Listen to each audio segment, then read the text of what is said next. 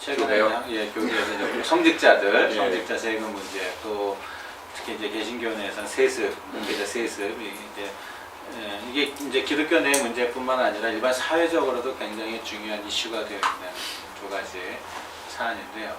어떤 평소에 좀 생각하신 게 있나요?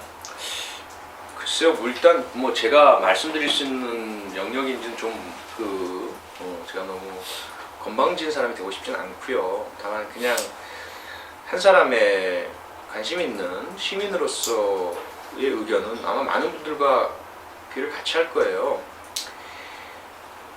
어차피 아까 사회참여도 말씀하셨지만 종교가 사회로부터 완전히 분리되어 있는 상황은 아니잖아요.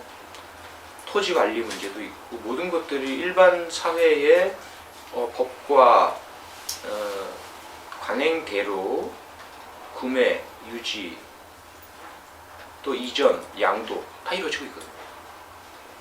그러면 세금 문제라고 해서 예외일 필요가 있느냐?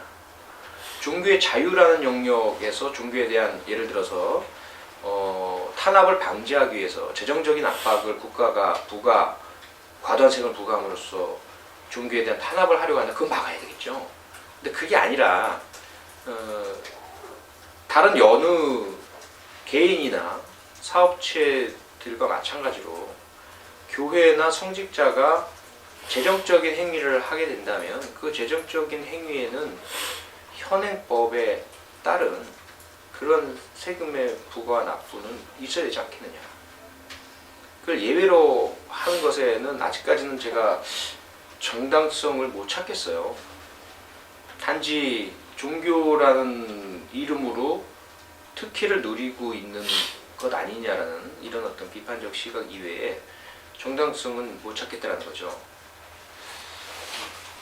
그리고 세습의 문제 역시 그 세습 자체가 무조건 나쁘다는 뭐 아닌 것 같아요. 예를 들어 이제 부친께서 그 훌륭한 목사로 활동을 하셨고 자제분도 훌륭한 성직자로 컸다. 그리고 물론 그런 의혹을 덜기 위해서 굳이 일부러 혼자 가서 개척교회를 하시면 가장 좋겠지만 부친의 뜻을 제대로 잘 이루고 이행하기 위해서 뒤를 이어서 목회자가 되겠다. 나쁘다고 보기는 어렵겠죠. 그런데 그게 아까도 그 순수성 논란에서도 이야기된 것처럼 그러한 문제라면 누구도 이의 제기를 하지 않겠죠. 오히려 그분이 다른 곳에 가실까봐 아닙니다. 여기서 계속 이어서 목회를 해주십시오라고 신도들이 요구하겠죠. 근데 현재의 세습 문제는 그게 아닌 것 같아요. 교회와 그 재산을 개인의 소유물로 인식을 하고 그것을 남에게 뺏기거나 자기가 못 챙기는 상황은 싫다. 그러므로 내 피부치인 자식에게 이걸 다 물려주겠다. 그건 전혀 비기독교적이고 반기독교적이고 반종교적이 아니겠느냐. 그런 의미에서 그러한 대형교회 세습은 기독교 내에서 그건 어떤 형태로든 이루지 못하게 해야 되는 건 아닌가라는 것이 개인적인 생각입니다. 기독교 내에서는 이제 나름대로 건강하게 생각하시는 분들은 예를 들어서 뭐 교인 수가 20명, 30명밖에 안 되는 아무도 안 가려고 하는 곳 그런 거 이제 올 사람이 없으니까 아들이 대신해서 한다든지 그렇죠. 이제 그렇죠. 뭐 그런 경우는 그렇죠. 아름다운 대물림인데 그렇죠. 그게 아니고 말씀하신 대로 예. 모든 권력과 돈과 이런 것들을 그대로 물림하는 것은 이 공동체를 사유화하는. 근데 사유화하면서도 이것이 성직이지 근로가 아니다. 그래서 또 세금을 안 내려고 하는 모순이죠. 굉장히 모순적인 모습 속에 우리가 처해 있는 것 같습니다. 장신대 신대원을 다니고 있는 신학생이고 박정수라고 합니다. 네. 표창 교수님과 함께하는 이런 인터뷰가 있다라는 기사에 이제 한국 기독교가 종교 본래의 순수성을 되찾기를 기원한다라고 워딩을 해서 말씀을 해주셨는데 지금 일부 보수 개신교의 이 그릇된 사회참여 말씀하신 것처럼 이제 레이디 가가 그리고 저희 종교적인 신념과는 별 상관이 없는 그런 사회적 문제에 대한 그릇된 참여들 뭐 장로 대통령이 나와야 된다라든지 뭐 지옥에 간 대통령이 있다라든지 이런 식의 발언으로서의 이런 사회적인 영향력을 행사하려는 건 확실히 문제가 된다고 생각이 됩니다. 예수님께서 오셨을 때 신앙만 얘기하신 건 아니거든요. 가장 밑바닥에 있는 사람들을 만나시고 그들을 이해하고 보듬고 그들에게 던져진 돌들을 다 걷어내 주셨거든요. 그 사회 참여잖아요.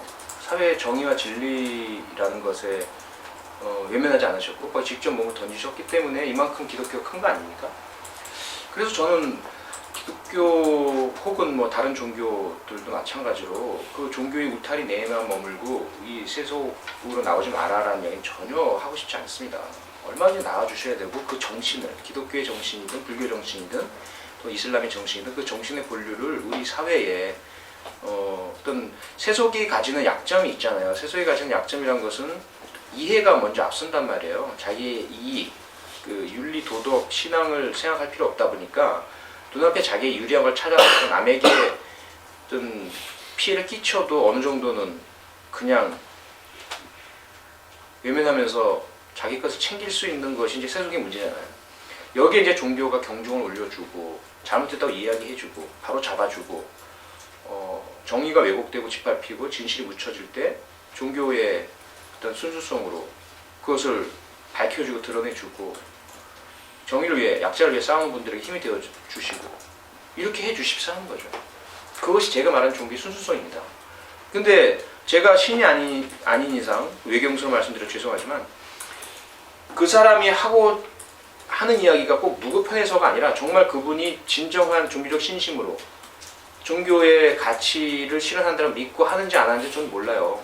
그렇지 않습니까? 다만 그렇길 바랄 뿐이죠.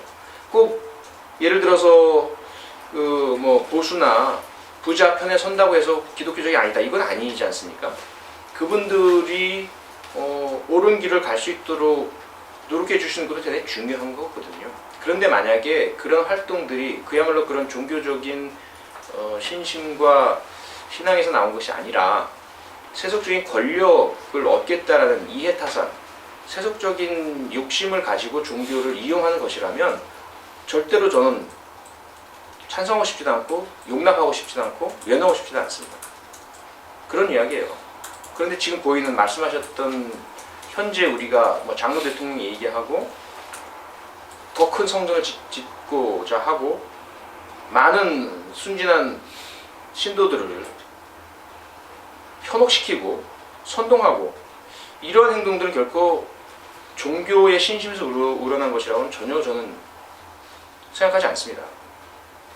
그래서 그런 허위와 거짓의 탈을 좀 벗어내 주셨으면 기독교 내부에서 그런 이제 희망을 갖고 있죠. 정교 분리라고 하는 게 뭐 종교 개혁 때 그 이후에 교회사도 그렇고 특히 한국 교회에서도 그렇고 사실은 이제 독재 정권 하에서 뒤에 가서 이제 서로 이제 이해관계가 결탁하기 위해서 겉으로 내건 게 정교 분리죠. 그렇게 내걸었지만 실제로 뒤에 가서는 어떤 면에서 야합을 해왔었고요. 그러니까 어떤 면에서는 이제 교수님 말씀하신 대로 종교는 정치뿐만 아니라 사회 모든 부분에 이제 적극적으로 참여해야 되는데 그 참여의 모습이 그런 이제 사회의 그 어떤 탐욕이라든지 이해라든지 여기 욕망에 결합하는 방식이 아니고 그것을 견제하고 감시하고 그러지 말라라고 하는 종교 본연의 자기 모습을 가지고 참여해야 된다. 이제 그런 말씀이 아닐까 싶어요. 종교계에 있어서도 예를 들어 정말 개척교 목사님이 완전히 그 신앙에 몰두하신 상태에서 일반인들이 볼 때는 혹은 신도들이 볼 때는 좀 비합리적인 것 같다라는 것이 있을 수 있어요. 그런 부분들의 순수는 인정해 드려야 돼요. 다만 그 순수성 자체가 정말 하느님의 말씀이신지에 대한 것들은 신앙적으로 많은 토론을 해볼 필요 있다는 점 봅니다. 그런데 대형교회 목사라든지 교계 교권을 갖고 계신 분들 그런 분들 보이시잖아요. 근데 그런 분들이 겉으로 보실 때는 대단히 순수한 것처럼 정말 신심이 우러난 것처럼 막 그런 뭐 강론 말씀을 하실 때도 피토하는 소리를 내주셔서 모든 분들이 다 정말 저분은 진짜 하느님의 목소리를 대신 전달해 주시는 거야. 저분 정말 신심이 돈독해라고 생각하시는 그런 분들은 저는 절대로 순수하지 않다고 봅니다. 실제로 그분들이 그런 모습을 내걸므로써 무엇을 얻고 있나를 보면 너무나 정확히 알 수 있어요. 그분들이 그것을 모두 다 교회를 위해 사회를 위해 내놓고 계신다라면 인정해 드리겠어요. 그렇지 않거든요. 그래서 그것은 우리가 그냥 이건 그렇기 때문에 판단할 수 없습니다라는 문제는 아니라고 봅니다. 분명히 우리가 냉철한 이성을 가지고 또 신앙에 대한 올바른 태도를 가지고 그분들의 말과 행동을 직시하고 들여다보면 저는 보인다고 생각을 합니다. 진정한 순수성과 순수를 가장한 이익 챙기기는 분명히 구분할 수 있다고 저는 봅니다. 그러니까 프로파일러 입장에서 한국 그 기독교 안에 이제 범죄적인 행위들이 굉장히 많거든요. 가령 예를 들면 여자들을 성추행을 했다거나 이제 여러 가지 그 범죄적인 사건들이 많이 있는데 어떤 사람들은 또 그게 심리적으로 예를 들면 락스타가 그 공연 후에 마약을 하는 것과 비슷한 심리다 이렇게 얘기하는 분이 있더라고요. 심리 또 범죄 심리 분석가 전문가로서 어떤 그 목회자들의 그런 일탈 혹은 범죄적인 행위를 심리적으로 어떻게 분석하시는지 궁금합니다. 성직자와 아닌 사람을 구분하고 싶지 않습니다. 저는 범죄는 다 똑같습니다. 법의 평등이라는 거죠. 부모가 자녀를 성폭행한 경우도 있어요. 군대 내에서도 상급자가 부하 직원을 남자끼리 성폭행한 경우도 있고요. 모든 것들은 다 권력적인 범죄라는 테두리 내에 들어갑니다. 교회 내 권력자가 자신이 좌지우지할 수 있는 사람에 대해서 그런 범죄적 성적인 침탈을 한다는 것은 그건 권력을 이용한 범죄인 것이지 그에게 어떤 심리적인 정당화를 해주고 싶은 마음은 전혀 없습니다. 그런 상황은 누구에게나 있을 수 있다는 거죠. 그래서 우리가 교회 내에서 발생하는 범죄를 교회란 특성을 가지고 보지 말아주셨으면 좋겠어요. 일반 사회에서 발생하는 모든 범죄 행위가 똑같이 봐야 되고 똑같이 처벌받아야 된다. 교회 속에 숨도록 허용해서는 안 되는 거죠. 권력이라고 하는 게 이제 작용을 하죠. 근데 그 교회 내에서는 권력뿐만 아니라 거기에 이제 어떤 신앙, 신뢰 이런 것까지 결합을 시키기 때문에 저는 더 악하다. 예. 좀 그렇게 생각을. 그렇죠. 예, 동의합니다. 우리 표 교수님이 아까도 이제 뭐 커밍아웃 아니지만 신앙을 가지고 있지 않지만 그래도 이게 말씀하시는 것들을 통해서 우리가 사실은 기독교인들은 굉장히 기독교적 어떤 그 테두리 안에서 그 자꾸 생각을 하려고 하는데 어떤 면에서 이제 종교에 대해서도 경험도 있으시고 또 계속해서 교제도 있고 그러기 때문에 종교에 대한 이해도 있으시면서 또 본인이 종교라고 하는 그 틀 안에 갇혀 있지 않고 그런 입장에서 말씀을 해주시는 것이 기독교 안에 있는 안에서 주로 활동하고 생각하고 그런 것들을 주로 하는 저희들한테는 이제 크게 도움이 된 것 같고요. 아마 우리 이제 영상으로 그리고 이제 기사로 소개할 때 많은 기독교인들한테 어떻게 보면 보수주의자 표 교수님 또는 일반 사회에서 우리가 좀 신뢰할 수 있는 그런 분이 기독교를 어떻게 보는가, 한국 그리스도인들 어떻게 보는가에 대해서 굉장히 새로운 안목을 저희들한테 줄 수 있을 것 같아서 많이 기대가 되고 너무 감사합니다. 고맙습니다. 여러분들도 네. 좀 끝나시고 좀 서로 인사하시고 그렇게 헤어지면 좋을 것 같습니다. 시간을 잠깐 좀 내주세요. 예. 고맙습니다. 수고하셨습니다.